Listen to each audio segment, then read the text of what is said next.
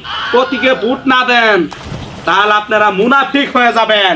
বলি থাকে আপনারা বিশ্বাস করেন, শুধু একবার বিশ্বাস করে এই ভোটটা আপনারা দিবেন। বিসমিল্লাহির রহমানির রহিম, আউযু বিল্লাহি মিনাশ শাইতানির রাজিম।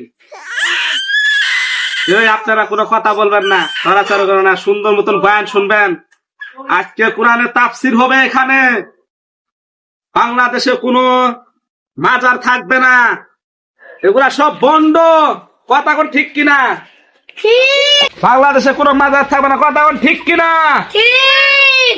হ্যাঁ, বাংলাদেশে যদি কোনো টাটকা ওলি থাকে আপনারা বিশ্বাস করেন একবারে জিন্দা ওলি, আমি নিজের চোখে দেখছি।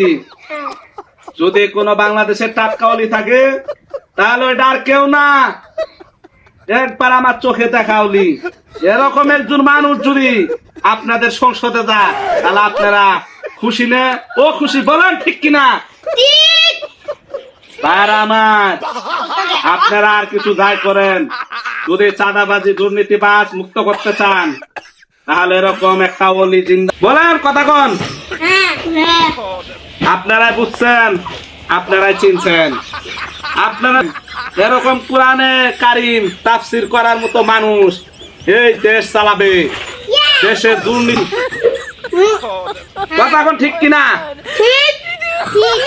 তাহলে আপনারা আগামী নির্বাচনে এরকম একজন মানুষকে ভোটটা দিবেন, জান্নাতের টিকিট হাসিল করবেন। আপনারা যদি এরকম প্রতীকে ভোট না দেন তাহলে আপনারা মুনাফিক হয়ে যাবেন। তাহলে আপনারা কিনা ভোট দিবেন, চাঁদাবাজ থাকবে না কথা কন।